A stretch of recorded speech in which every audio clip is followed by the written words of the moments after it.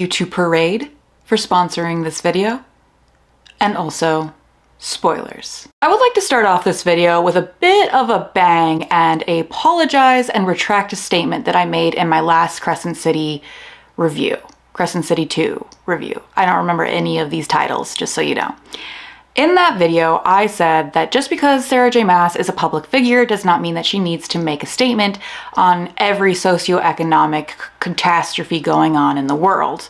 I don't stand by that anymore. That statement was incredibly insensitive and came out of a place of ignorance on my part on something that I wasn't educated on. I do not think by sheer definition of being a public figure you need to make political stances on every single item that comes up in the world at large, but Sarah J. Maas's silence is incredibly deafening, as we will come to find out in this video. Sarah J. Maas wrote a series about intergalactic space colonizers and has stayed silent on socioeconomic issues because her audience likes the deniability of her not making any sort of statement regarding how she feels on these issues, despite her book very clearly being about some of those types of issues. I'm not sure if Sarah J. Maas just has the best PR team in the world, or if she just actually doesn't care. Of the matter remains, this book series mimics real life a little too closely. Additionally, making a post to promote your book while also using the murder of a Black woman to market said book is just not a good look, especially when you can't write women of color well. I have to assume that we're never going to be getting any kind of statement from Sarah J. Maas, just because at this point it would do her a disservice to actually own up to any of the things that she's been criticized for, and her popularity has become so massive despite the flaws in her books that most people seem to be aware of but just don't seem to care about. At this juncture, my biggest thing is that I did not purchase this book. I got it from the library. I will not be giving any more money to Sarah J. Maas until she makes some kind of statement or shows an incredible 180 in character development in her books and in real life. But without further ado, let's get into the video because there is no ethical consumption under capitalism, and let's talk about today's sponsor, Parade. Just like Bryce Quinlan, I am a member of the bigger titty community. So when Parade reached out to work with me on a video, I was ecstatic. I have been thinking about trying their products for a while now and just haven't taken the plunge because I've been burned before. Since about 2020, I have been trying to get away from underwire bras, and if you are part of the larger memory camaraderie, you know it's so hard to come across cute and comfortable but also affordable bralettes in this day and age. It's just so difficult. But I particularly love Parade's Sheer Radiance Triangle Bralette in this beautiful 8-ball shade. The cut of this is so cute and it looks amazing with my tattoo. And I love that it has hooks in the back for easy removal, you know what I mean? So I'm not getting stuck when I'm trying to pull it off.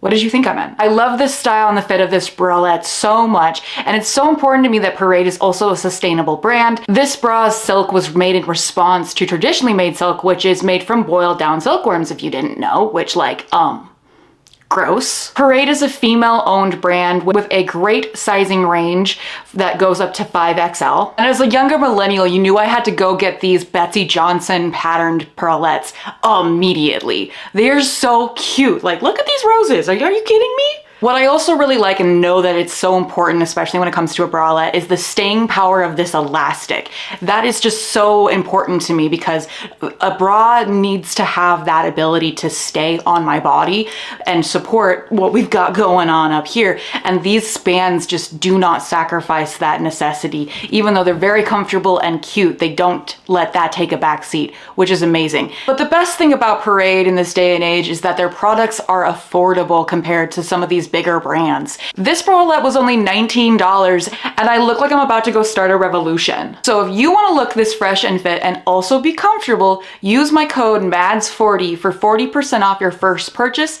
and thank you to Parade for sponsoring this video. Oh yeah, I am filming. Okay, cool. I guess we could just start, right? Yeah, okay. All right, to pick off where we left off, I did not do this for the last videos, but I feel like considering how complex and silly this plotline is, I will have to use visual aids for myself to understand what we're talking about.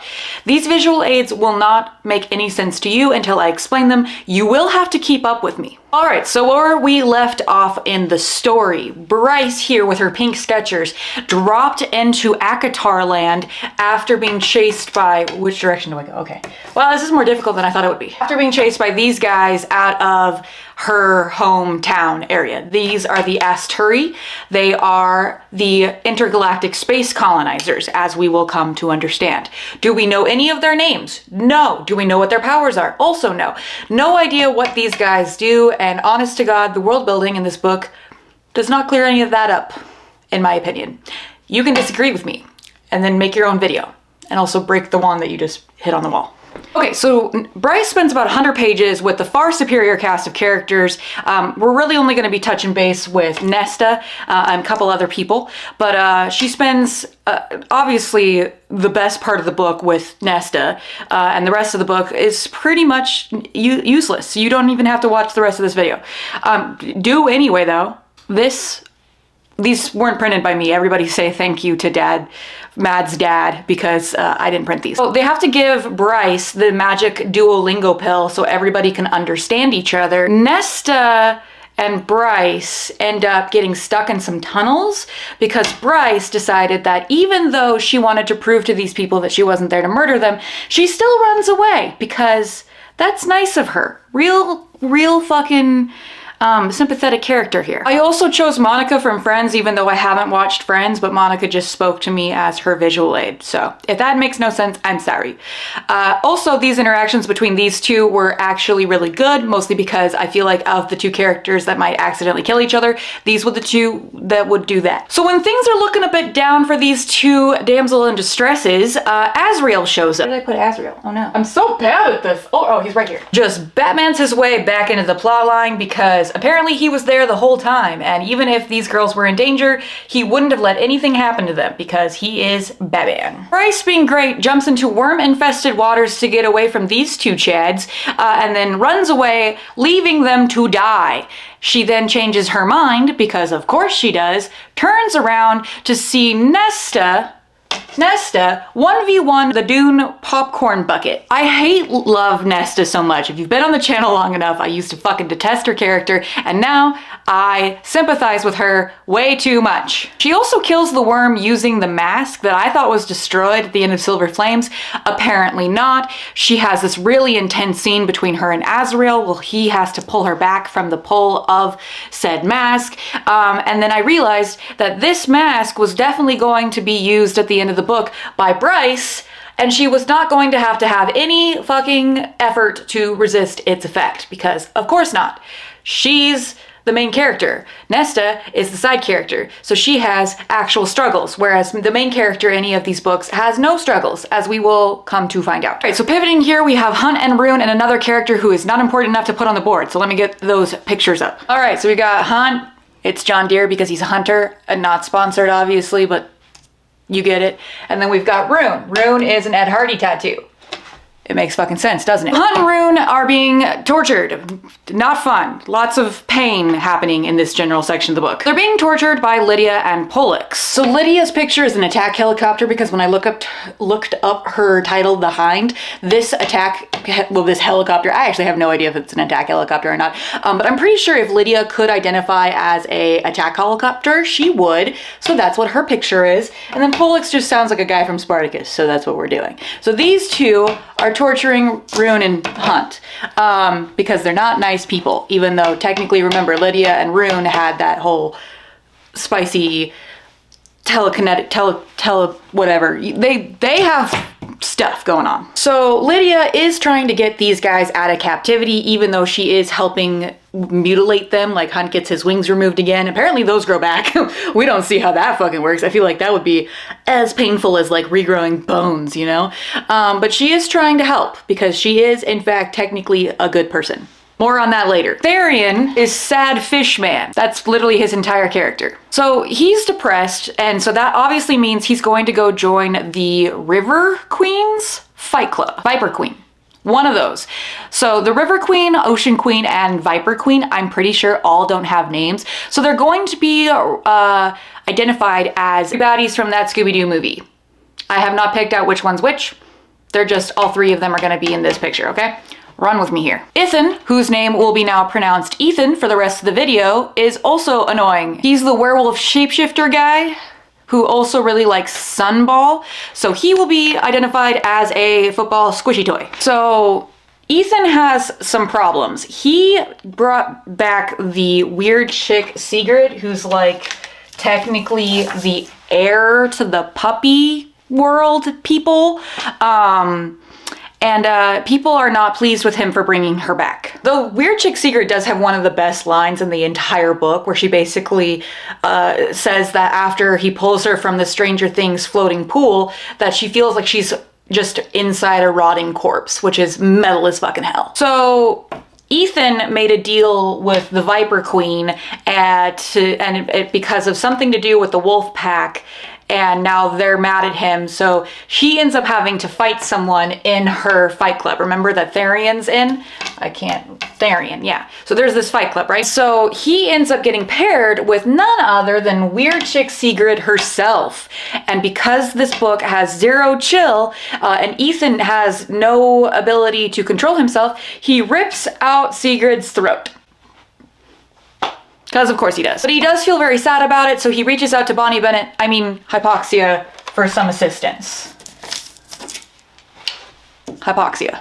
Which, as you can imagine, between these two, that goes very badly, but let's check in on Bryce for a little bit, right? Bryce is having a merry jaunt through Akatar land when a hologram pops up Tupac style to tell her about how these big bad space intergalactic colonizers are really, really bad, and it's like this just pages and pages of world dumping that is not earned in the slightest and is also written very boring. I will not be trying to deduce what exactly this was supposed to be. It just comes out of nowhere and is not interesting at all. Basically, these two swords have to reunite, and then there was a bunch of hoop-de-dah and words and names and things that didn't make any sense, because in Sarah J. Maas's world, it is mind-numbingly boring to be told exactly how everyone against the good guys are inherently evil, and that is it. There is no character motivations. These guys are just assholes, and that's the extent of the need to know information from that like 10 pages of info dumping from a hologram, but bear in mind, in Akatar land. They end up finding a coffin with one of these guys in it, not one of the guys from her world, but like one of these kind of beings, so to speak. And I thought this was going to be like a character from like Throne of Glass, or I don't know, maybe it is a character. I thought it was going to be a character that was going to stick around for a bit. No, she fucking dies immediately. Bryce tells Nesta and Azrael that she's going to take the special knife so she can like reunite her people or whatever, to which they go, no, and Bryce tells them she does what she wants and makes like a tree and leaves. Lydia recruits the help of the fairy godmothers to get Rune and Hunt out of the Azkaban. And an actually very cool scene, she does get them out, and everything goes to hell in a handbasket right afterwards. Lydia ends up yeeting herself off a cliff and getting shot through the chest for her trouble, but as we've seen in these books, that's just a flesh wound, and she is up and running moments afterwards. Literally moments afterwards. She wakes up on the Depth Charger, which is owned by the Ocean Queen, and runs off while Rune is like, hey, ma'am, you have a hole in your chest. Maybe slow down a bit. She does not slow down. She ends up going and finding her two twin boys, which is the plot twist of the season, her two baby attack helicopters, which I didn't make little baby attack helicopters, I probably should have done that, and the Ocean Queen has been keeping them safe since she gave birth to them an indiscriminate amount of time ago. Surprise pregnancy? Nah. Surprise kids? Okay. So back to Bryce. She's actually at her dad's house. If you don't recall, Bryce and Hunt's dad does not win any good dad awards. He's kind of the shit. Not like the shit as in cool, as the shit as in bad. Did I say Hunt? I meant Rune. It's a Freudian slip there. So he imprisons Bryce and basically tells her, I'm not gonna turn you into the Asturi if you tell me something. I don't remember what he wanted to tell her. So we basically get a montage of Bryce having daddy issues, and then at the end of it, she's like, I could have left at any time. Thanks for giving me your secret journal or whatever. Bye.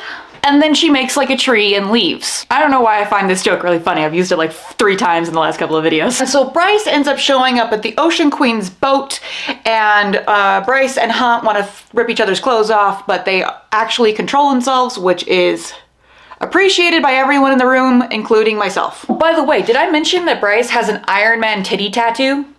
Like, she's got like this flashlight just coming out between her titties. So that's important for you to know, apparently. So the next thing the Scooby Gang has to do, which I should probably add a couple of people just right now. So there's a couple of more people in our little Scooby Gang that I'll add right now. We've got Laptop Guy, whose name I think is Declan. And then we've got Laptop Guy's friend, who doesn't have a personality to my knowledge. So we've got the gang back together. We're gonna go to this island that apparently these guys can't go to for some reason. So when everybody shows up, we have a problem happening already, right? So when they show up, someone's sister, I don't know whose sister, is having a very intense discussion with the guy who owns the island. Basically, the guy's like, you can't leave this island unless you're pregnant, because I said so. No one likes this guy. Sister has no other point in the story. Everyone in the scene is like, hey, that's kind of archaic. Maybe we shouldn't do that. And this guy is like, no, I hate women. And then to get themselves out of this situation, Sad Fish Boy goes, I'll marry her. And to that, this guy goes, okay, sure. Everyone else is like, are you sure? She's kind of psycho, which like, seems to defeat the purpose of the situation, right? Yeah, so this guy, Sad Fish Guy, says, nah, I'll take one for the team and marry Sad Handmaid's Tale girl, because apparently it's okay for her to get married to someone, as long as she's married to someone, she doesn't need to be pregnant, I think. Sure. But also, at this point, there's this whole discussion about the fact that the Fae do not divorce, which these creatures supposedly live for hundreds of years, and you're telling me there isn't a massive divorce market? Cap. Fucking going it. Like, here's the thing. I know that I am not the target demographic for these books anymore. I do not believe in traditional marriage or traditional relationships in general. But I know for a fact that the concept of living with one person for hundreds of years just sounds ridiculous in any situation at all. But straight people find this romantic, so. So they go to the Cave of Princes. What is the Cave of Princes, you ask? I don't know. But girls aren't allowed. Girls be too pretty for the Cave of Princes. Oh, I should retract that statement. Females are not allowed. Males only. Look, back in the day when these books were like 350 pages and meant to be read by teenagers who are not fully aware of the patriarchal struggles of everyday life, the derivative white woman versus white man trope would be kind of fine, but it's so out of place in the story of this scope. It just, no girls allowed. Are you fucking serious right now? This is ridiculous. I know I'm not the only one that finds the gendered language in these books a bit, gross, but I do have to ask the audience. I have to ask the class.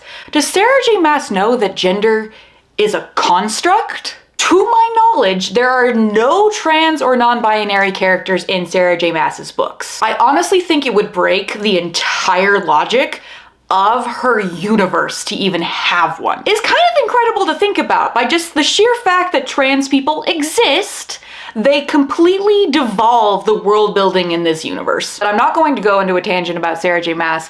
Once again, not ever making a statement about how she feels about LGBTQ issues, and the representation we do have in these series is terrible at best.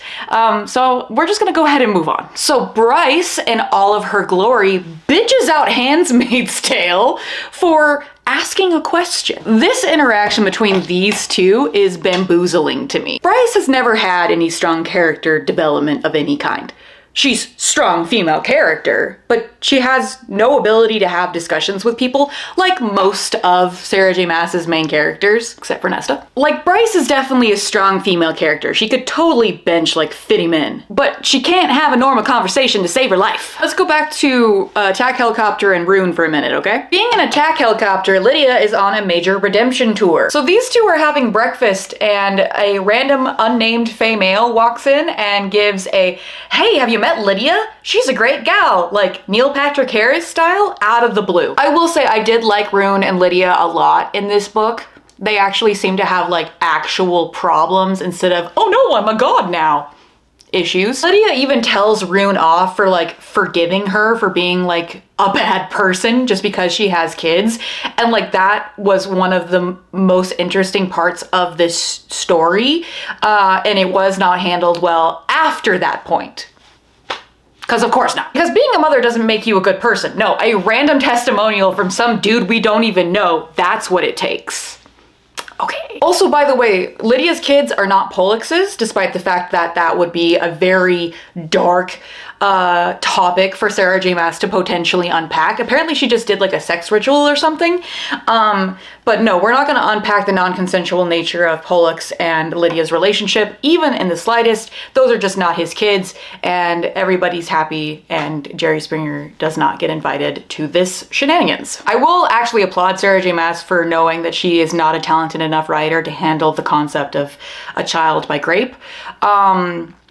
But I do feel like that's a major, major like loophole that she was just like, yep, not his kids. So now we have to get the Princes of Hell on a FaceTime call, which seems to be really difficult despite the fact that these motherfuckers seem to be popping up throughout the story all the time. So I don't know why this required the Cave of Princes and a whole bunch of like mumbo jumbo to get them on the line. Can't believe I get to put my niche interest in Top Gear in this video, but here you go. So these guys do have some interesting information to share about a character you're not gonna guess. Hunt. The literal lack of fucks I give about this man is pretty fucking impressive.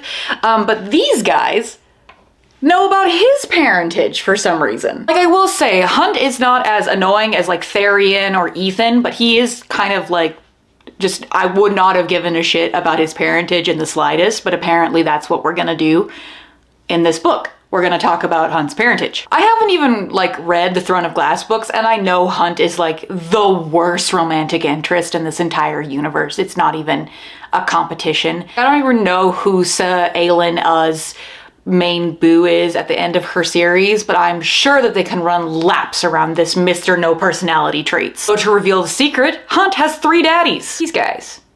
Well, actually, I think it's just one of them, but he's a test tube baby. He's a clone.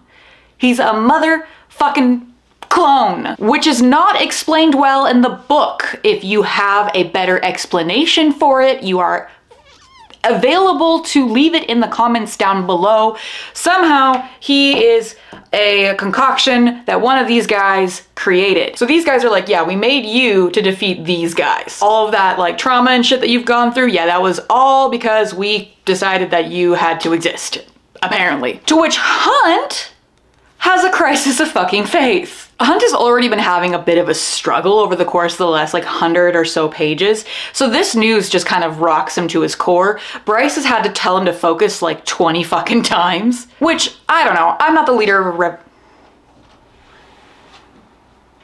Okay, you can come into my room. Come here. Cat break. Which, like, I'm not dating a leader of a revolution or anything, but like I feel like that's too many times to ask someone to focus when, you know, you're in kind of a situation, right? But now that we're talking about Hunt, I actually don't understand why he's not the most mad out of literally everyone. Homie was literally slave branded again, and correct me if I'm wrong, I'm pretty sure that slave brand was like a really big deal in the first book, but he gets branded again and apparently it doesn't even faze him at all. But back to the story. So these guys tell Bryce and Hunt, our main lovebirds, a bunch of exposition, and one of them says he is darkness incarnate, and I'm pretty sure that must be Clarkson. But Bryce says to Darkness Incarnate basically like, well, why can't you just eat the star people? And he's like, well, that would be too easy for plot reasons. Which is the end of the FaceTime call with the Princes of Hell. Everybody clap. We are now having an interaction with Bryce's dad. Great. So Bryce's dad teams up with Republican dad over here, and they're like, hey, we kidnapped these guys over here. I forgot who got kidnapped. You should stop doing what you're doing. To which Bryce says no and mollywops the fuck out of them. Which during this interaction, one of these absolute zaddies says the most Marvel line possible and says he's gonna teach them the meaning of pain, to which Rune says, I know all the definitions of pain, and then kills his dad. We are a happy family. I do genuinely believe that Sarah J. Maas is actually becoming a worse writer, because these Marvel level lines are just so cringe, and I know for a fact that Marvel is having a writing crisis, so why are we writing like these movies that are not doing well and people are still enjoying these books? Like, I completely understand the concept of genre conventions, and I know that basically this is a superhero movie packed into a 800-page book, but this writing has become so formulaic and we're just relying on cliches every single chance we get, and I just have to ask, why? Why is this still going this strong? Why is this becoming so fucking popular? Anytime anything needs to happen in any way, Sarah J. Maas just whaps a fucking magic band-aid on it and just keeps moving. Oh, did a character die? Magic band-aid. Oh, did a character have to have like an actual conversation? Magic band-aid. Oh, is there some magic thing that we need to get around? Magic band-aid. It's fucking stupid. Speaking of magic band-aids, you know how the island is so special and defeats these guys? It's because it's covered in salt. Magic band-aid. Apparently, the fact that there's this much salt and these guys are just unmelanated enough, they can't go to this island. If that seems stupid to you, maybe it's time for Magic Band-Aid. Do you have a magical problem that can't be solved by your overpowered main characters, even though they have the power of galaxies housed in between their titties? There's a solution for that called Magic Band-Aid. Slap it on and no one will know that you have no idea why these characters matter to each other or why they're doing any of this, because Magic Band-Aid is there to help. Put your characters into a mildly contrived situation that they would need to use their skills or resources to get out of. Magic Band-Aid is there to help. Someone die in your story? The permanence and gravity of death is no match for Magic Band-Aid. Only good when upgraded to non-main character sacrifices themselves package. Call now 1-800-DUX-MCHN. You will be rewarded 3 extra Magic Band-Aids for just the cost of your credibility as a writer. Speaking of subjects that Sarah J. Maas does not have the bag. It's not even her cart. It's not even at the store that she's shopping at. She's at Claire's and she should be going to Best Buy. Stupid analogy aside, the thing that Sarah J. Maas does not have the ability to do at all is portraying her bad guys as anything other than just pure evil. I can only remember a singular character from this entire fucking universe that had any ability to actually feel believable. Pause the video and leave down below in the comments the villain you think I'm gonna mention, or the villain you think is the best out of all of her villains. If you guessed Amarantha, you would be right. Mostly because I can't remember a singular other villain from any of these series. Remember, I have not read Throne of Glass, and I probably won't. Maybe, I don't know, who knows. Amarantha, in my incredibly unpopular opinion, is the baddest bitch in this entire fucking universe. I also haven't read A Court of Thorns and Roses in a really long time, so I might actually be misremembering this, but I do remember her seeming like, at least to me, one of the best and well thought out villains comparatively to this mess. Let me be very clear, she's not well written in the sense of like trying to compare her to villains in actually good written books, but she's a more complex character than these guys. Tell me any of these guys' names and why they do anything right now.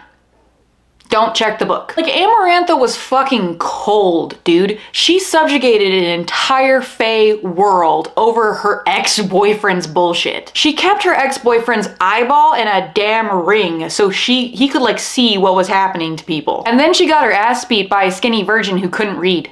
Rip. Like, no, Amarantha wasn't a completely fleshed out character in the slightest, but she did have like a presence to her, kind of like the evil queen in Narnia. Like, she was clearly out for herself and like made sense, whereas these guys are just faceless creatures to me. I have no idea what their fucking passions are or anything about them except for incredibly long and derivative dumps of info that did not make any sense, and I did not care about them because there were too many damn characters. This is becoming the Stranger Things cast. Back to the story. So Bryce, in a stroke of genius because she read the script, realizes that to fix this whole salt earth situation on this island, she must reverse King Arthur one of the swords that she has and stabs it into the earth, and everything turns magically beautiful and wonderful. Oh yeah, there is also a whole ass plotline in this book that hasn't really been relevant, about parasites being infecting the Fae, and that's how these guys have been eating their souls. And apparently Ethan and Bonnie are trying to figure that out. I mean, Hypoxia. And then after they debug Ethan, he gets like ice powers. I'm jumping around because the plot doesn't have any fucking strategic at all, so run with me here. Wait, shit, so I forgot. He tried to resurrect Sigrid, weird chick Sigrid here, did not work. She was like, I don't want to hang out with you or anybody, so I'm gonna turn my ass into a Reaper. Oh no, she's dead-ish. So because the Princes of Hell said that we have to open the North Pole to let in their armies, we go to the North Pole with Bryce and a few of these people. I don't know who goes, actually. There's way more characters than this. I am just telling you what's necessary, at least in my opinion. Bryce's whole conflict for this entire book is that she doesn't like these guys and she doesn't want to rule. That is literally her whole fucking white feminist agenda. She doesn't want to have to do any of the hard shit, but she also doesn't like these guys. So Bryce's whole thing is she's just flouncing through this fucking story, telling her friends to go do dangerous shit and maybe get themselves killed, but she doesn't want to actually be a leader. She has tantrums about it. She's a full-grown woman with a lot of power, and she has tantrums about having to lead the Fae, even though she doesn't think they're very good or nice people, which, albeit, is completely true. I agree with her, but the way that she handles her emotions is pretty fucking immature in my opinion. Like, she has no real understanding of the situation other than these guys need to fucking die. Like, there is no both sides argument, if you know what I'm saying, which is fucking wild if you think about it. It's a very myopic black and white view of a story or a conflict, and oh, it annoys the shit out of me. Speaking of no gray area, someone says that Bryce always knows what to do with a bad hand, and I cannot tell you how much I don't understand why that's in this book. Bryce ends up so overpowered, it's hilarious. I don't understand the Asturi at all, and I'm badly explaining this, let me remind you, but she ends up with the power of like 6 gods at the end of this. That's hyperbole, of course, but I just don't understand why anyone could think the situation at hand has any of these guys like lacking defenses at this point. Doesn't make sense. But back on track with the story, Bryce opens a portal to Nesta's living room and goes, hey, can I borrow your death mask? And Nesta goes, fuck no, which Bryce goes, you can keep my parents as collateral. And for some reason, Nesta is cool with that. Like, but again, Bryce has main character energy all the way, because stowing your parents outside of a potential war zone is so fucking selfish to me. Like, you should not be able to protect just your parents while everyone else's parents is in danger. You know what I'm saying? Like, just fucking stop. But I will say, Bryce's relationship with her mom is fucking weird.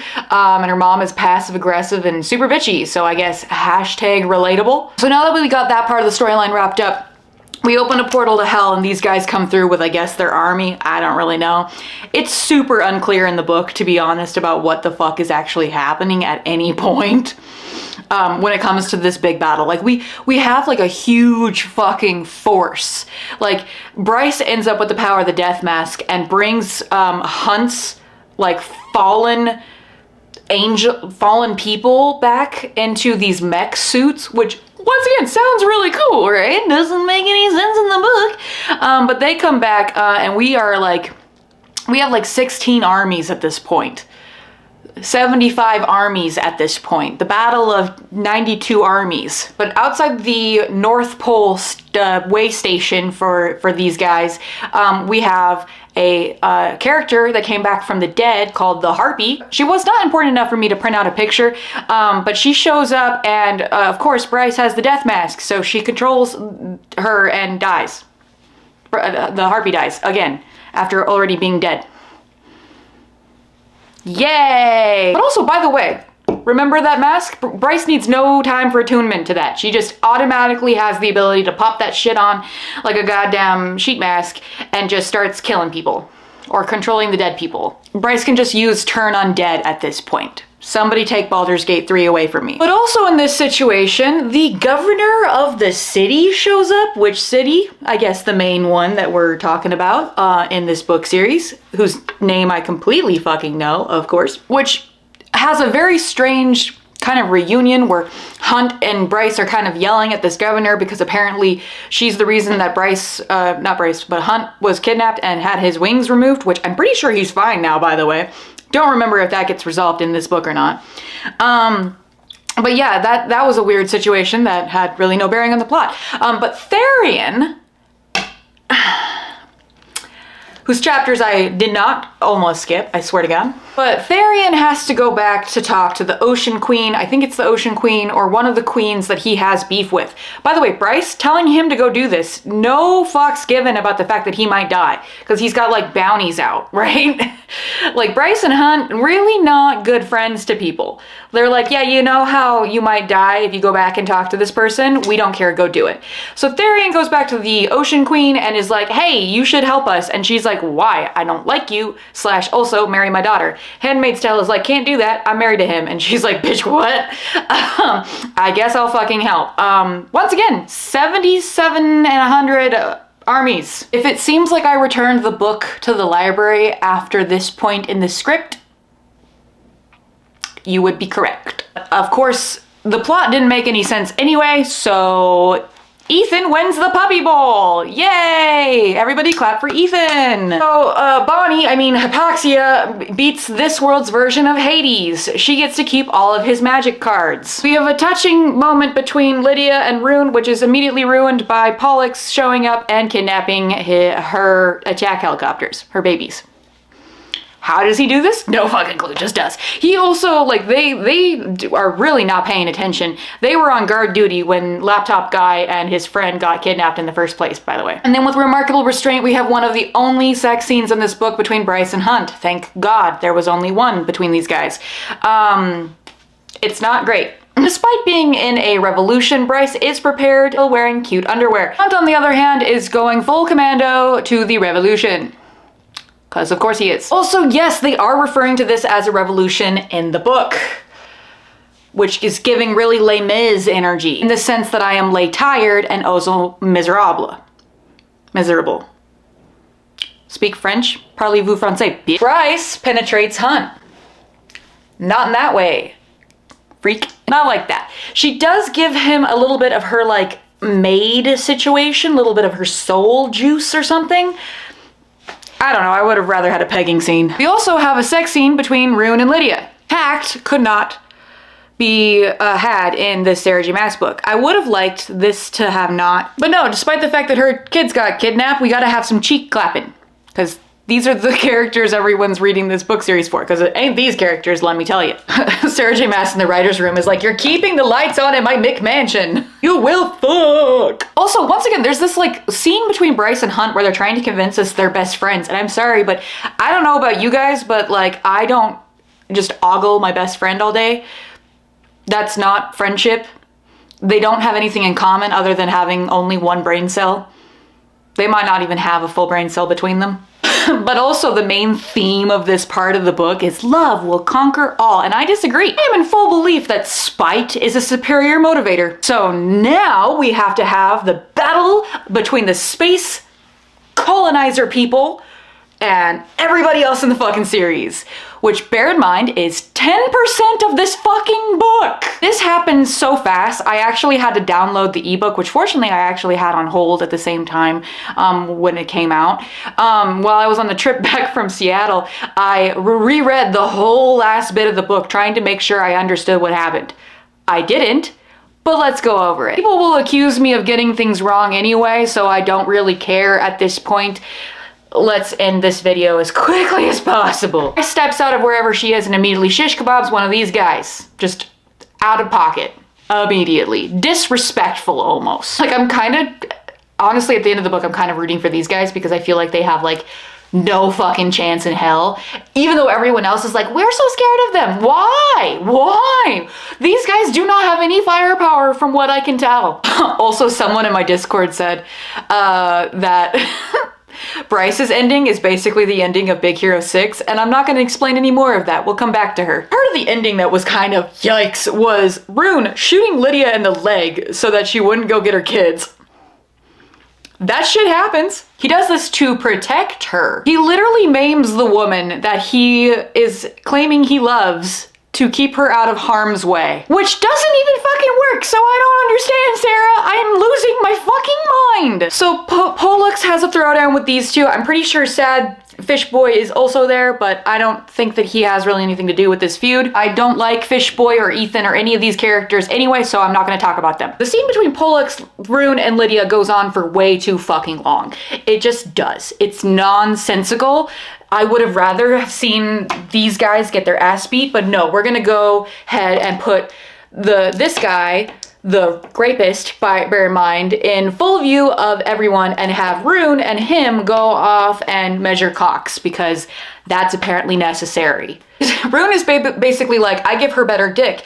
And Pollux is like, I don't care, I'm a rapist. Also here we find out that something to do with, I'm guessing, the sex ritual that Lydia did means that she and her kids are potentially somehow related to the Akatar people and also related to the Throne of Glass people. I didn't care because I haven't read Throne of Glass. This whole sequence is ended by Lydia bursting into full flames and becoming a full attack helicopter. They get the boys back and everybody lives happily ever after. Oh wait, Bryce is dead. Everyone lives happily ever. No, I'm kidding. Like, of course she is. We couldn't have a Sarah J. Maas finale without one of the main fucking characters dying and then having a Mary down death row and coming back to life because of a magic band-aid. I honestly wonder if there is something going on with the concept of death when it comes to this universe and Sarah J. Maas's writing. Like, why do we feel comfortable with not killing anyone off? The permanence of death in this world is very weird, and I don't get it. Like, it doesn't have any effect on anybody. So Bryce dies, right? She dies. And then an old lady who isn't important enough to have on the board basically trades her life for her because Uno reversed that shit, and apparently that works in this situation because I think because Bonnie Bennett has control of Hypaxia has control of the underworld. I don't really know. But bear in mind, guess who also is dead and hasn't come back to life, technically speaking? Danica! Bryce sees Danica in the afterlife, and I don't care about anything to do with this situation. Bryce is a better person than me because I would not have chose life at that point. I would have gone into the underworld and beat Danica's ass for the shit show that she created. Also, bear in mind, Bryce mentions that the entirety of this book happens over the course of a week. A week! So she sees Danica, waves, and goes back on her merry way back to life. Everyone's cool. The Asteri got zipped into the fucking ether, and apparently that's fine. Bryce becomes the leader, but she mean girls the shit out of that fucking leadership responsibility and just goes, new government, and there is never any issues with that, apparently. Nesta does mention when they give back the mask and she trades it for her parents, that Bryce should be really appreciative of having a mother who loves her, which, considering the fact that I sympathize with Nesta a little bit too much, that shit kind of hurted. So I mentioned it because, remember, Nesta is the only person on this whole fucking wall that matters. Which means I have grown as a person, I think. Also, Nesta is kind of too nice because Bryce's mom is kind of a cunt. And then they live happily ever after. Sarah J. Maas has 7 more books slated with Bloomsbury, I think. So most likely we will be seeing these guys again. I just really hope I don't have to read from her fucking point of view because, oh my God, she's annoying. Like, subscribe, comment, share this video. It's gonna be a lot of work. Check out my promo code and information down below in the description. I'm gonna go now, guys. Like, subscribe, all the good stuff. Bye!